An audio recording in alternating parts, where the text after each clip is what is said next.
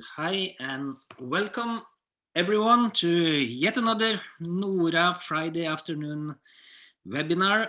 We have these webinars every Friday at 2 o'clock, so please just put them into your calendar also in the future. These days we alternate, so every other Friday we have a research webinar, and the other Fridays we have a webinar from NORA Startup, which is an innovation network under NORA. It's still AI, so it should still be exciting for all of you. Today, Kjersti Engan will hold this webinar. She is a professor at the Department of Electrical Engineering and Computer Science at the University of Stavanger. She is the leader of Biomedical Data Analysis Lab, BMDLab. And I also, Kjersti, want to congratulate you on the new Stavanger Artificial Intelligence Lab. So congratulate, and please, Kjersti, the floor is yours. Well, thank you, Klaus. So the title of my talk is Safer Birth by Signal Processing and Artificial Intelligence. And my first step into this research area was through the Safer Birth project, which is a large collaborative project with the Stavanger University Hospital in collaboration with hospitals in Tanzania, in collaboration with Biomedical, Lærdal Global Health, and also other universities. Was a research project collecting data and doing both medical and technical research. So that's been going on since 2013, and Safer Birth project is ended, but it's living on in different new projects that started afterwards. So I'm going to talk now about Safer Births at BMDLab, which is the lab at University of Stavanger, where I'm working. And first, before I start, I want to contribute, or I want to talk about all the people that I contributed to this work. So to the left here is the supervisors of the work that we've done here with us. So it's myself and Professor Trygve Eftestøl, Professor Jan Terje Kvaløy, Associate Professor Ivar Austvoll, and here Hege Ersdal is the PI of the entire Safer Birth project. She's at the Stavanger University Hospital, but also a professor at the University of Stavanger. Helge Myklebust as the head of strategic research at Lærdal is also been a close collaborator in this work with, which has been going on at the BMDLab. We have had 3 completed PhD projects in this, Høyen Wu, Eivind Meinik Bakke and Jarle Urdal, and also 1 completed postdoc, Jørn Schultz, who's now also an associate professor working both at the university and the hospital. We have also had a number of master theses that have ended and other studies ongoing. We're so lucky that Eivind Meinik Bakke has a position partly at Lærdal, partly at the University of Stavanger, and is continuing working on this topic. And also we got the postdoc funding for Jarle Urdal, funded by Idella Foundation and Lysefondet. So he's doing his postdoc and also continuing working on the Safer Birth and Newborn Survival topics. And of course, I needed to have a picture including a mother and a midwife from Tanzania here on this, who has contributed to the topics that I'm going to talk about, because without that, we wouldn't have been able to do this work.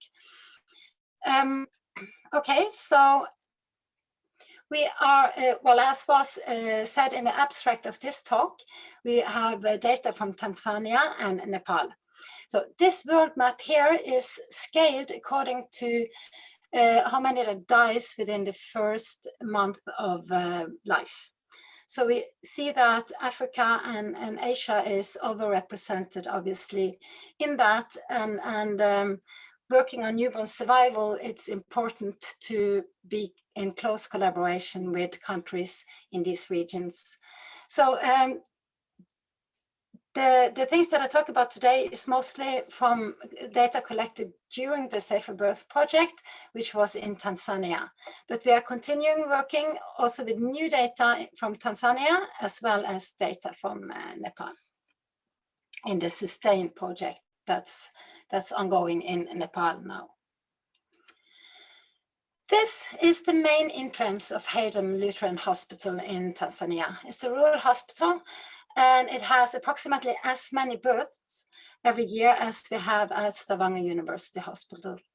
I've been so lucky as I have been there twice, visiting the facilities and seeing how they're working, how they've been working with doing all the data collections for the projects, and also how they've been working with the quality improvement and really wanting to improve the newborn survival rates at the hospital, as well as contributing to the research in the topic. Before continuing, we need to talk a little bit about some terms that I will use. So Lærdal, both Lærdal Medical and Lærdal Global Health has been active in this and have developed some products, and I'm going to use those expressions in my talk. So the Moyo we see up here to the left is a fetal heart rate monitor, and it's a smaller, cheaper, lighter version of fetal heart rate monitoring than what is used on a Western hospital, which maybe some of you know as a CTG, that also measures contractions. And here up to the right, we have something called the Neobeat. And it's a little device that can be clamped over the newborn's baby, the newborn's belly, like that. And it actually measures ECG. It has two sensors, one on each side. But what is displayed on top there is the heart rate. So it measures ECG. It also has an accelerometer inside. The Moyo also have that. I'll come back to that. So we are measuring things during the labor, on the fetus, but also on the newborn after it's born. So most newborns can start breathing after birth, but then some newborns are asphyxiated during the birth process and might have problems starting breathing after birth. So if that is so, then we need to help them to start breathing, and that we call to resuscitate the newborn. So resuscitation of newborns in Tanzania, where they use a handheld bag mask ventilator. So you see here at the bottom left picture, there is someone who's training on a mannequin, but this is the bag mask ventilator that they can use to ventilate the baby. This green device here, it's the prototype of this Neobeat. And it was what we used during the Safer Birth project data collection. And you see the bag mask ventilator is also collecting data, both pressure, flow, CO2, and which we can use later on. We see here on the image to the lower right, it's also something that we call the suction device. In this image is that little device here, because when they do resuscitation, they don't just do ventilation. They also can use this suction device to remove mucus in the nose or the throat for the baby. And another thing they do as a therapeutic activity is stimulation.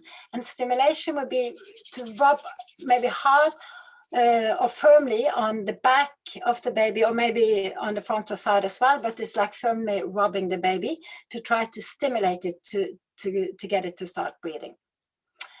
Okay, so now that we have those things settled, I'm going to take a step to the side and talk about the process of the data analysis. So the data analysis processing pipeline, if you want. So to the left here, we have our input data. They can be many different things. We can have signals, images, videos that are sort of measured signals. And we can also have log data as metadata, like things that are manually written down, and information about patients and so on. So all this type of data might be provided, but often we need some sort of curation of the data, which belongs together, which signals belongs to which patients and so on. And that can be automatic if we are lucky, and it can be a timely and manual process if sometimes these are hard to match. And also, we often need some sort of pre-processing. It can be signal and image processing, because the signals might be noisy or missing data, and there can be different things that we should do from a signal or image processing point of view. Maybe we also want to extract some features first. And all this, I think many people would want to quickly jump to the cool AI system and do the machine learning or deep neural network training, and are sort of eager to get there. But often it's a timely process to get through to this curation pre-processing, and I think many people find that they need to spend a little bit more time on that than what they wanted to. But then we get to the cool AI system, where we can do our machine learning or deep neural networks. We can do statistical analysis, pattern recognition, classification, and prediction. Everything is sort of in that class of AI systems. And what can we get from that?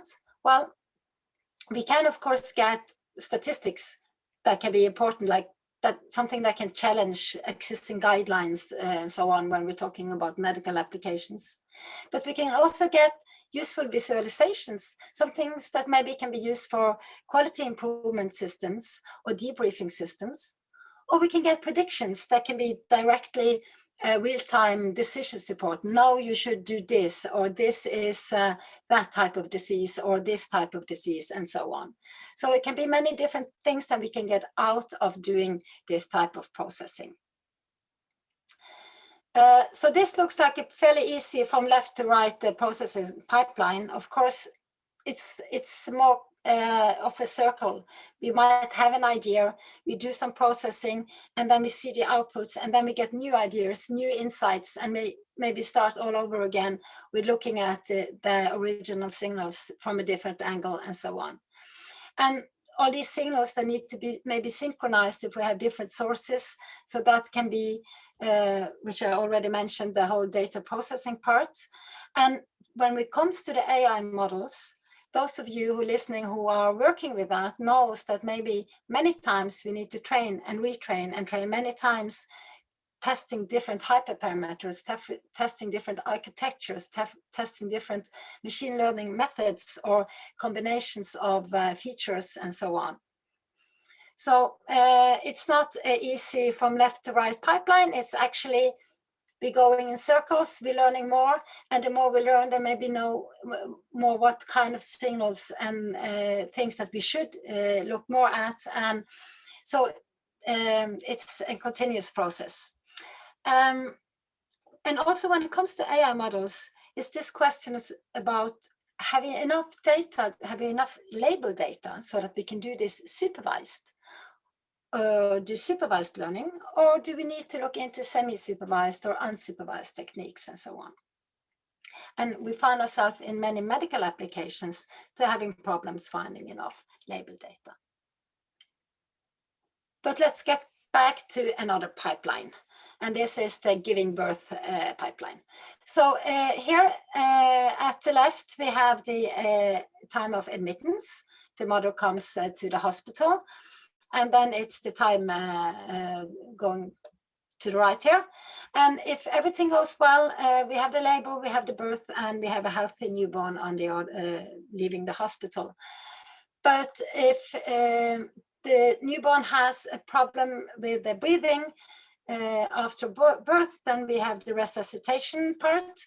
And hopefully the resuscitation will end up in a healthy newborn leaving the hospital, but unfortunately sometimes it ends up with a baby that ends up in what we call the newborn intensive care unit at the hospital. That's what NICU is, or as stillbirth. So these red blobs here is about the different things that data that we've been collecting. And I mentioned these Moyo and Neobeat and this earlier on.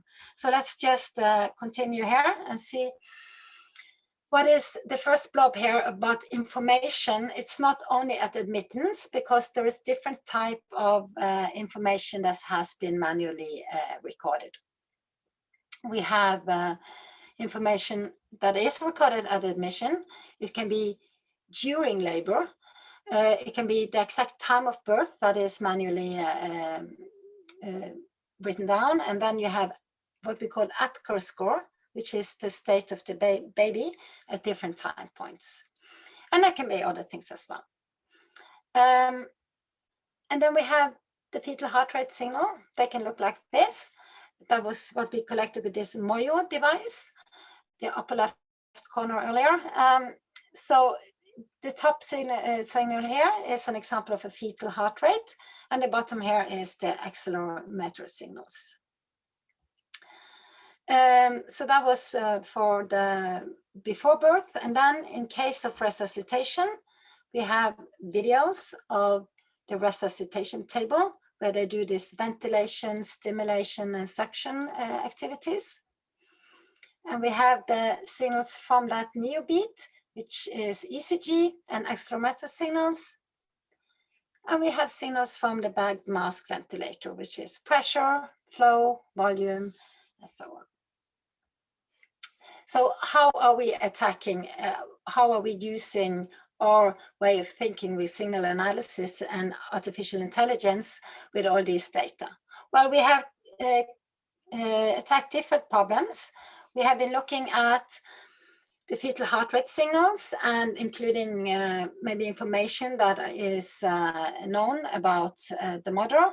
And the question is, can we predict who will need resuscitation at an earlier stage during the labor?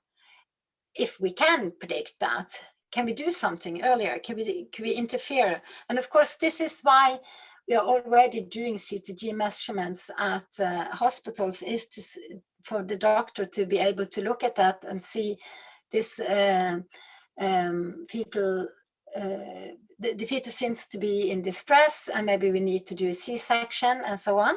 But here we are talking about, can we do this by machine learning? Can we do this by looking at these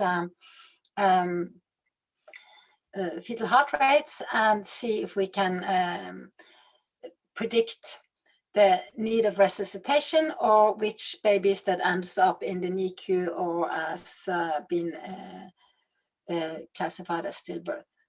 So this turns out to be a very hard machine learning problem. We are still working on it, but we don't have a very good solution yet.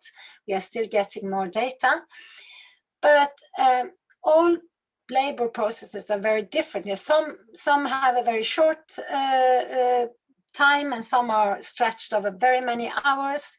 And maybe all babies at one point have a little low heart rate, so it's not, you can't just put a simple threshold saying being below a certain level is necessarily a danger sign, even if it can be a danger sign, and so on. So it's not something that we have solved yet, but we are working on that.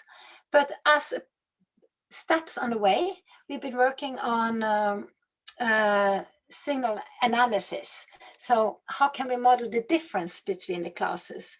And how can we do other types of the signal processing part? I talked about denoising and other things. So we have been working on that. And here we see the Moyo in use. This is the ultrasound probe that are measuring the heart rate, and this is displaying the heart rate. The mother can hold her fingers here, and then we can capture the maternal heart rate so that we can see that it's not interfering or that it's really the fetus that we are picking up. So this is an example of that signal. The top, fetal heart rate, the middle, accelerometer signal, the bottom, the maternal ECG, if she put the fingers on, as I said. So I'm going to mention a couple of things that we did. We see here that there are missing data points. a number of places, and also there can be like data points that we can't really know, are these noise or not? So we done, or Jarle Urdal did this work on using knowledge that we know, physiological knowledge that the heart rate cannot change faster than this or that, and using that kind of knowledge as well as knowledge about the type of sensor that is used. We have removed a lot of things that we are very sure that is just noise, and then also worked on ways of bridging the gaps in this data. It makes it easier to use continuous feature extraction for machine learning later. Also, these accelerometer signals, here we see they change a lot, and that is because maybe we have moved the ultrasound probe, or the whole model has moved position. Then we can see that this changes the order, but sometimes we can see many other places where there are just small fluctuations, and this we have used to used as a way of detecting contractions, and we see that it looks promising, but we need to validate that further with comparison with other methods, but that's something that we have been working on. So from Jarle Urdal's thesis, we did this detection and removal of noise, indication of contractions, as I mentioned, and then is this estimation of missing data, and then this fetal heart rate development that I mentioned. And that, I want to show this one. Maybe I need to explain it. But here, this is actually median values of thousands of births. So it's like 3,000 something birth. And we have, here we see that this is the time before birth. So time 0 means at birth.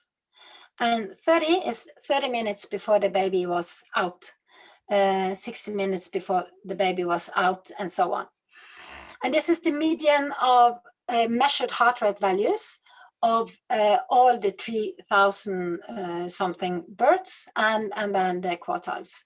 So we see that we have a significant change that for all the infants or all the fetus, the heart rate actually is going down short time before birth. And it's maybe not surprising. I mean, the birth is a very stressing thing for the baby. But then if we divide it into the different groups, the normal versus those who ends up as stillbirth or in the newborn intensive care unit, we see that those who end up as stillbirth seems to heart rate to drop even more and even earlier. However, these are very few data points here, so we need to confirm this with the new. We are going to work on looking at the newer data that we are going to receive from Nepal, and to see if that confirms those suspicions that we have here. But those are things that we can learn from this, and then hopefully we will continue working on getting a good way of predicting who's going to need resuscitation, and hopefully we will get somewhere with that as well. But now I'm switching to the afterbirth.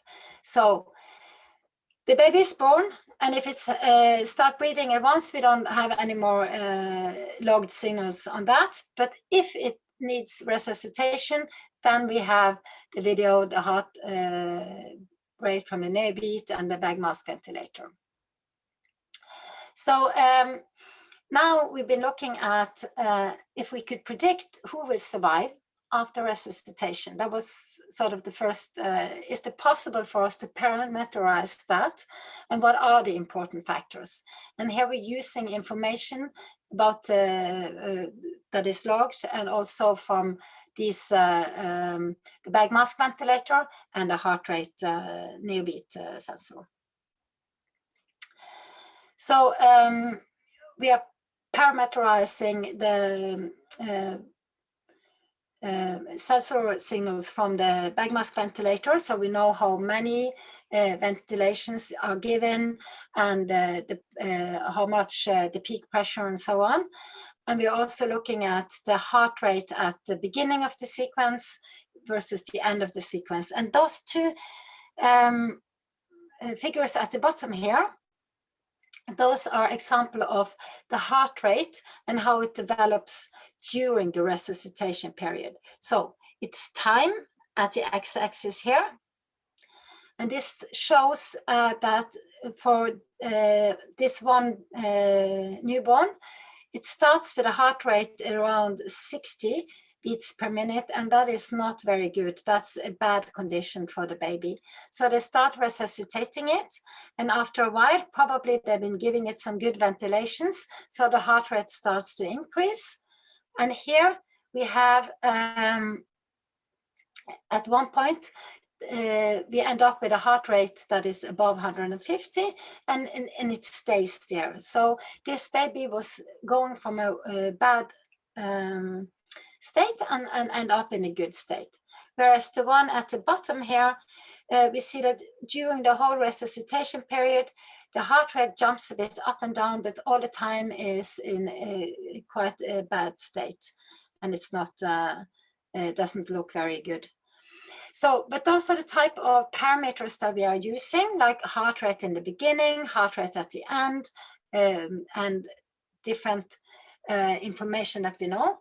And we have attacked it with both machine learning approaches, with extracting features from the signals, including the initial conditions like birth weight, initial heart rate, early response, like the heart rate at the end of treatment, how much of the time we are ventilating, or expired volume, the frequency of ventilation, how much of the time we are not ventilating, and so on.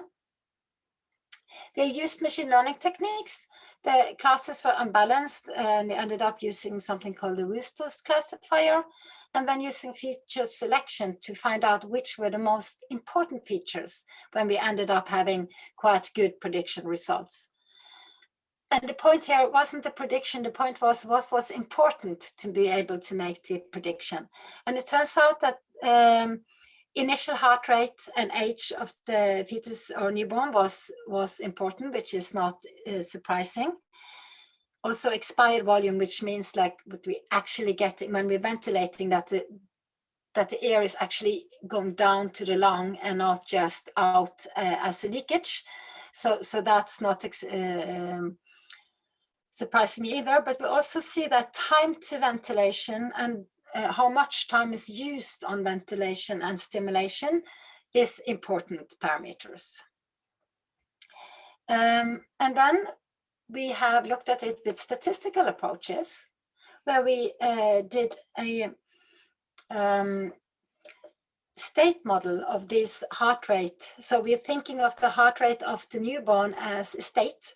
You can be in below 60 beats per minute, that's the very bad state. And you can be in 60 to 120 beats per minute, which is a sort of like intermediate state. And 120 to 180 is in a good state. And above 180 can be good, but it may be also not good to have a too high heart rate. And instead of looking at all these different measurement points, we can talk about it as these states.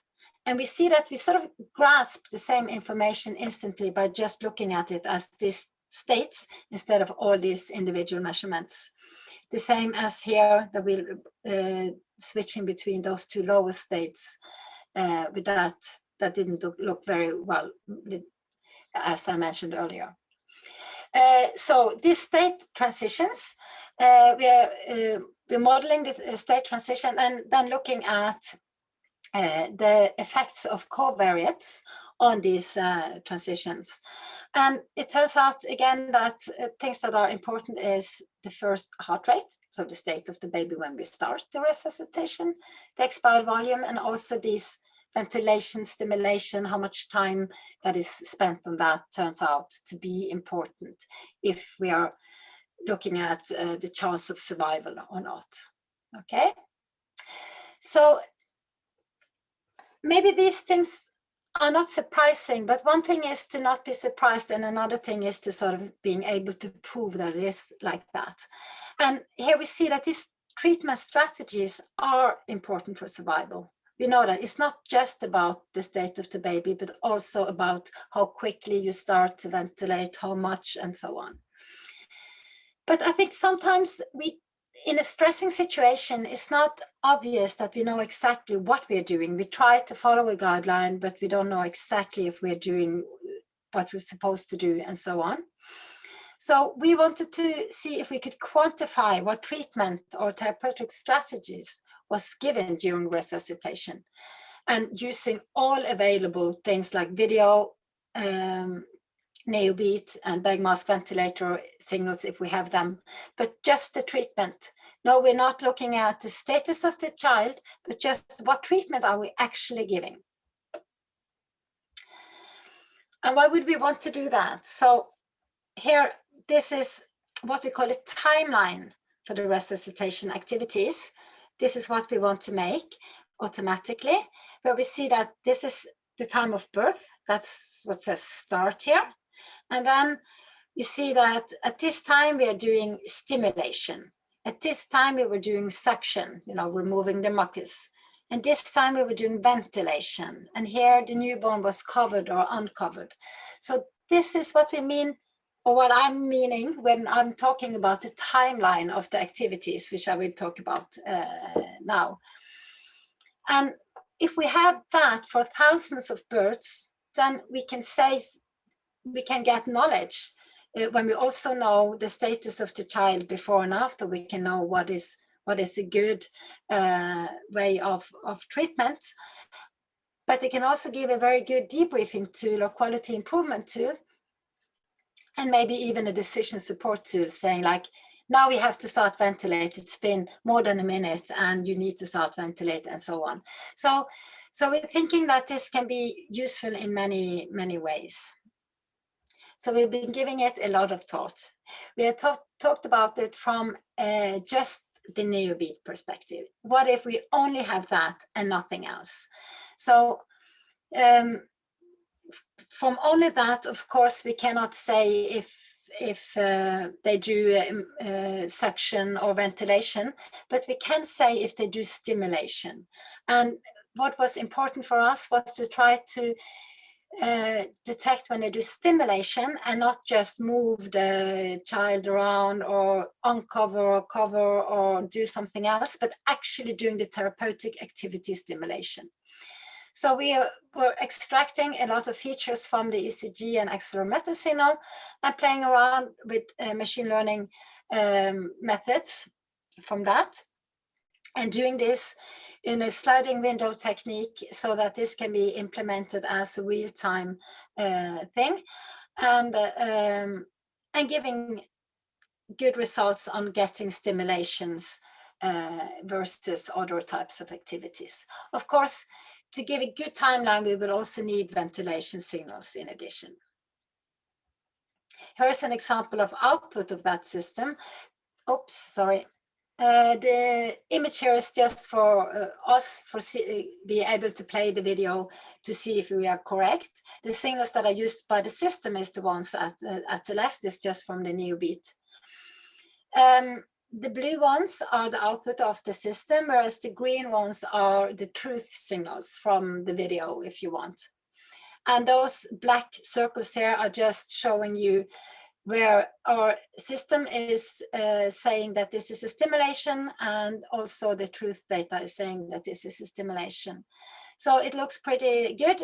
We also have a misclassification here, or a false stimulation detection there.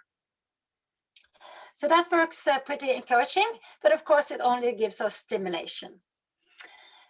So we wanted to look at activity timeline generation using the videos. And here we have possibilities of doing all these things: suction, newborn uncovered, ventilation, and so on. So the quality of the videos from the Haydom hospital in Tanzania were very poor, because the video was not collected for this purpose originally. And there is a variable frame rate. They have different angles towards the resuscitation table, and it's basically not very good quality.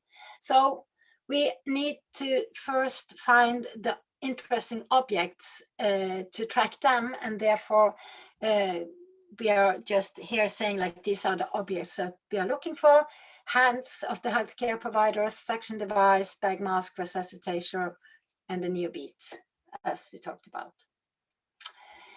And this is a work by Øyvind Menik Bakke during his PhD.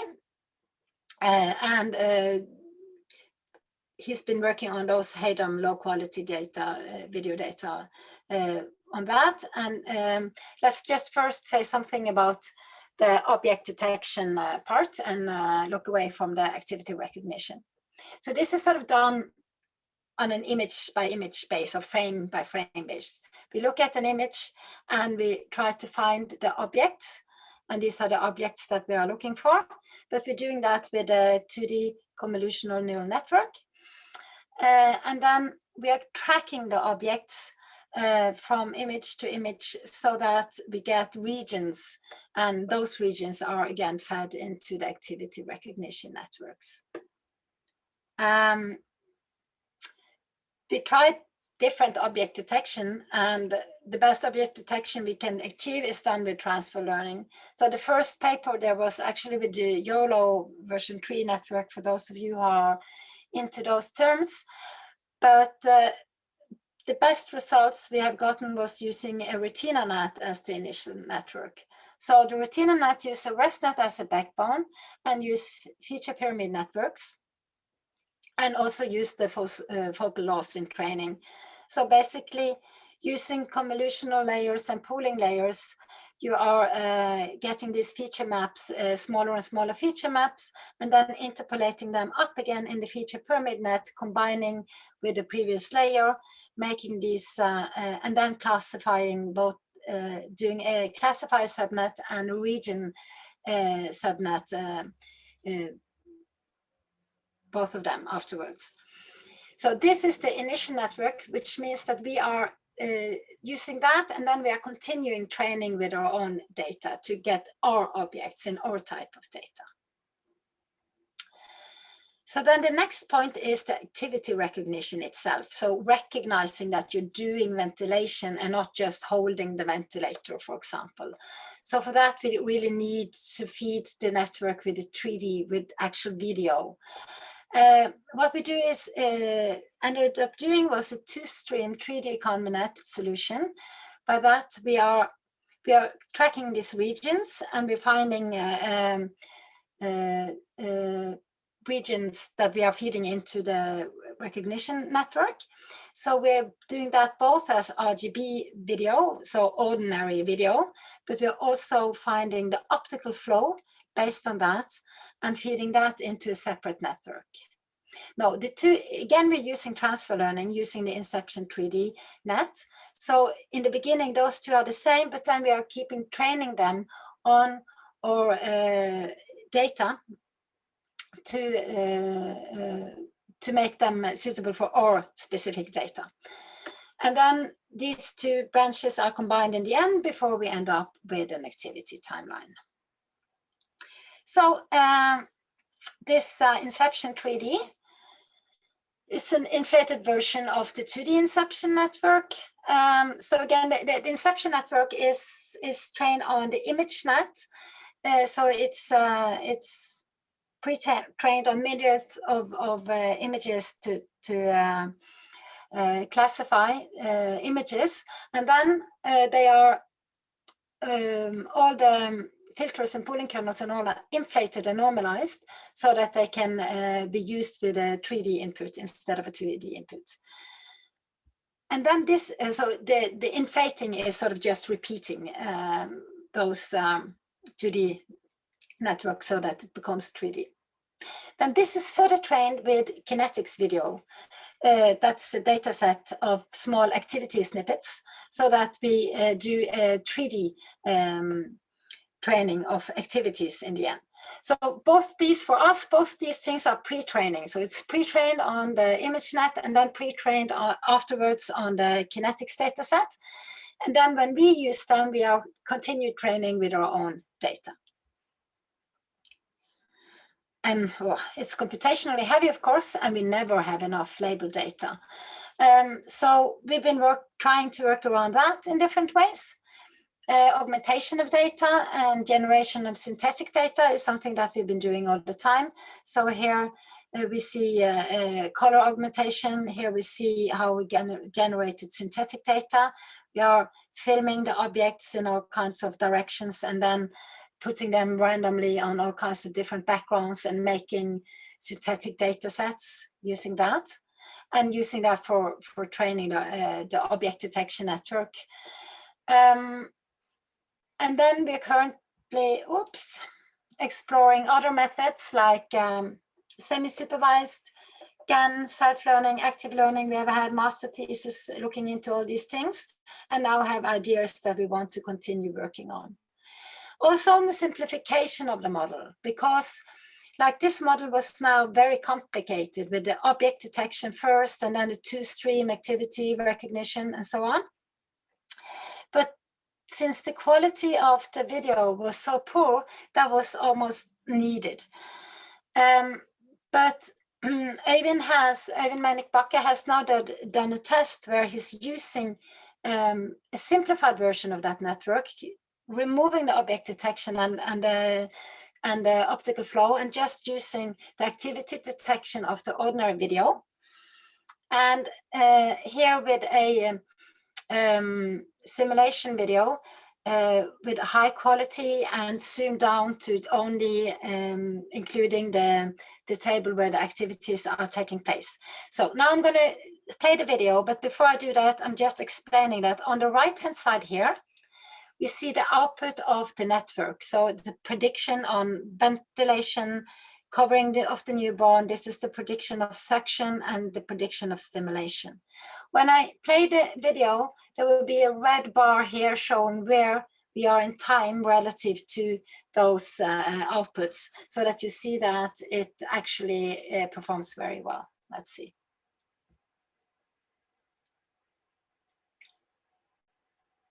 So now it's doing the ventilation, and we see that this is also the same time as the system is outputting that it's doing ventilations. And covering of the newborn, it's also the right output of the system. And now we're doing suction, and we see again that the system is detecting suction, but you can also see that we had a false detection of suction earlier or here at the same time as the newborn was covered.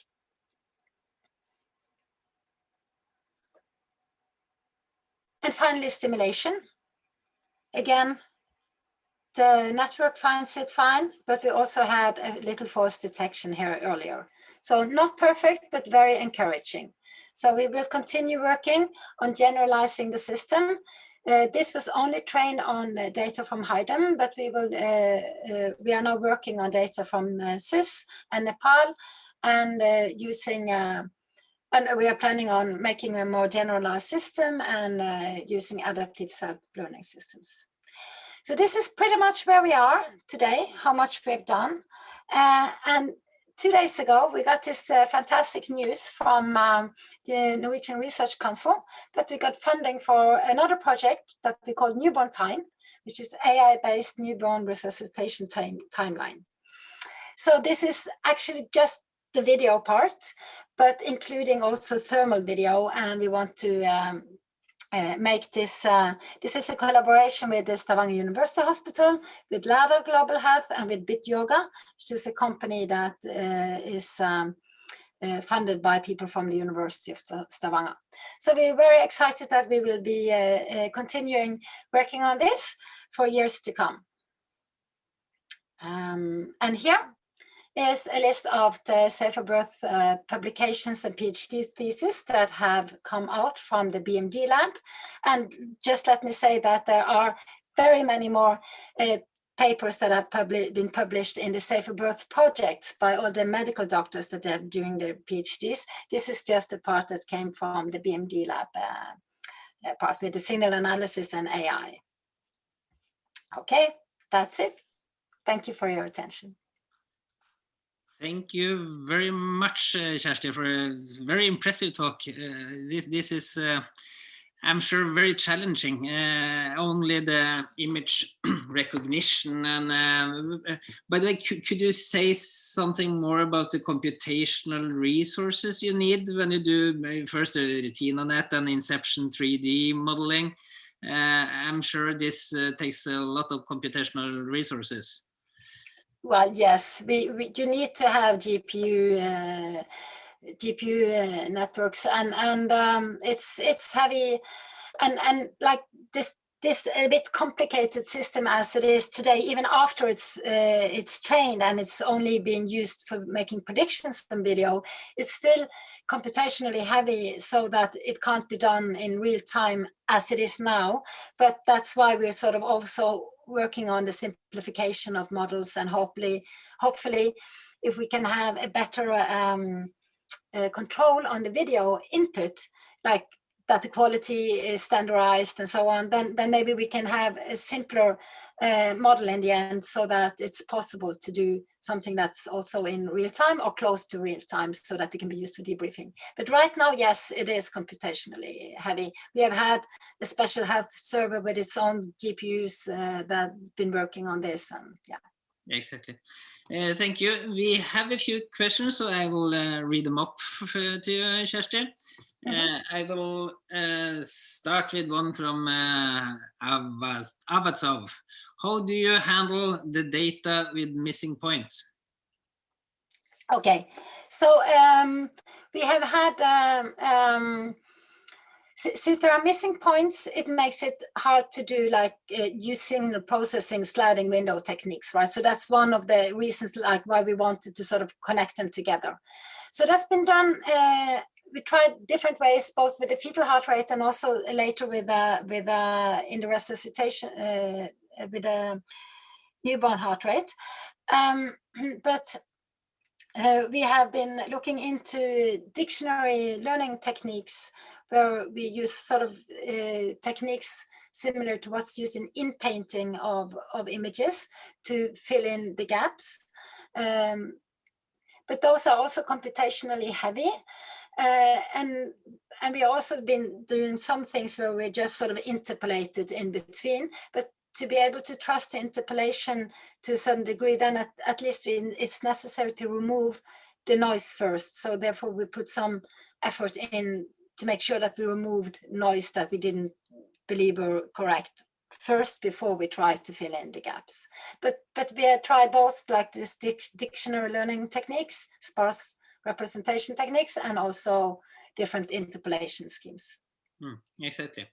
And a question from Bjørnstein Singstad.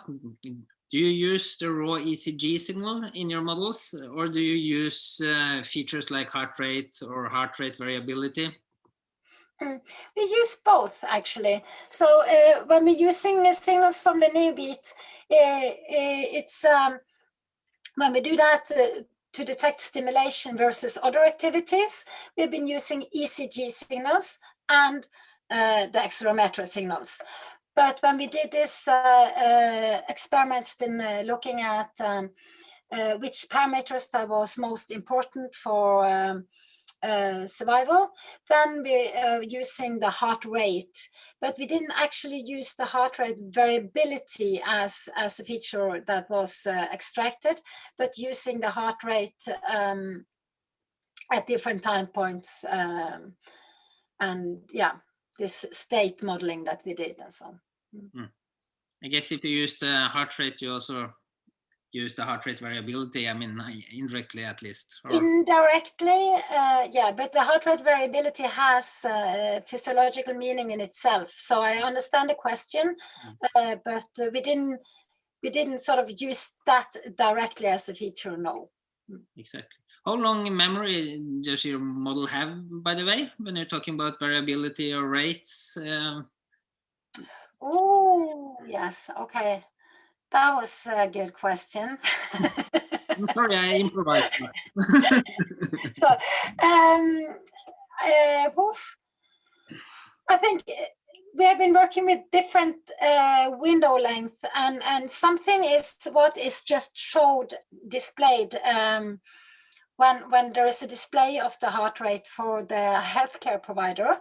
They use a little bit long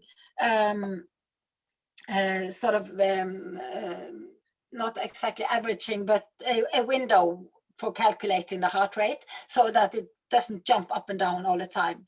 Yes. But in some of our models, we use the instantaneous heart rate. It's just the interval between the RR, so like each heartbeat. So we've been using a little bit different things.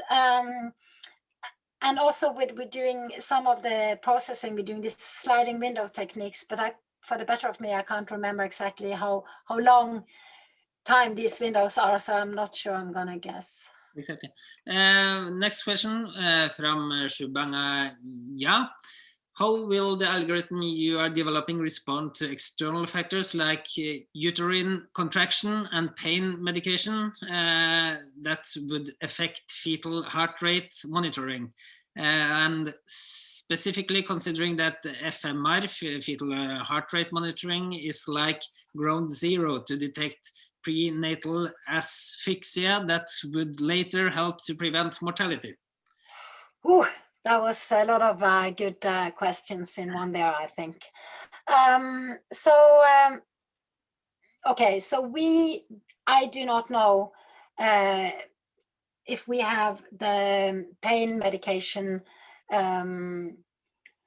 information in the data that we have. We have certainly, the work that our group did is certainly not looking into that, but I do agree that it should be looked into, that I'm sure pain medication will affect the fetus in different ways, but maybe it's not that much used in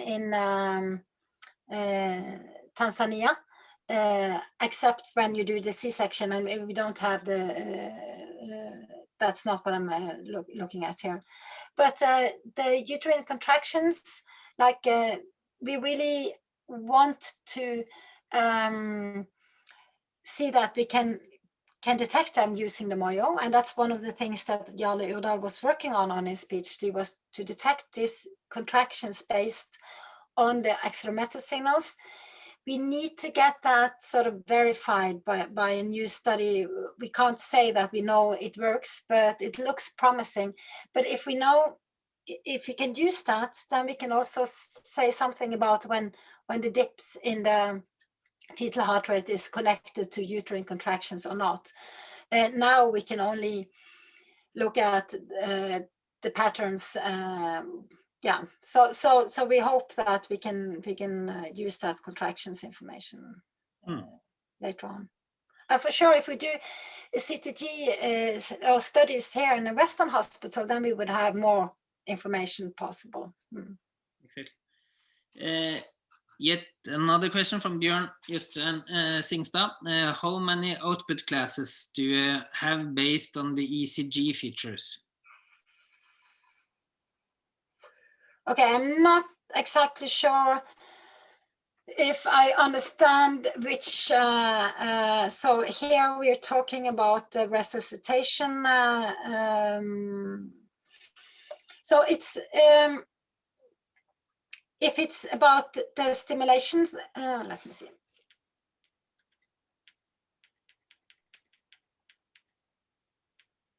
Okay, so here we're using the ECG signals and the accelerometer signals to decide if we are doing stimulation or covering or just moving newborn or nothing, right? So then it's only 3 classes is doing nothing or doing moving that is not therapeutic or therapeutic activities. But then maybe he's thinking about this one where we're looking at important factors during resuscitation, which we also use the ECG signals in addition to a lot of other parameters. And here we were trying to predict the classes that are healthy newborn leaving the hospital or admitted to the newborn intensive care unit, or classified as stillborn. So those are sort of the output classes. But the point of the exercise is more actually finding out which parameters were the most important ones. So I don't know if this altogether was an answer to the question. I think so. If not, Bjørn Jostein could post another question, but actually we're now very much approaching 3 o'clock. So we have time for a last question. If anyone has a last question, then you should be quick. If not, I think we will just wish you all a happy, good weekend, and say thank you very much to Kjersti, and congratulations again, both with Stavanger iLab and your research council grant. A lot of exciting things are happening in Stavanger with respect to artificial intelligence. So thank you again, Kjersti. It was a pleasure to hear your talk. Thank you for inviting me. Thank you. Bye, everyone. Bye. And remember, next Friday, 2 o'clock, a new seminar. I think next Friday we will have a webinar about nærings-PhD, the Research Council nærings-PhD, and NORA innovation part. The NORA startup will have that webinar next Friday. Thank you, everyone. Bye-bye. Bye. Ha det bra, Kjersti. Ha det.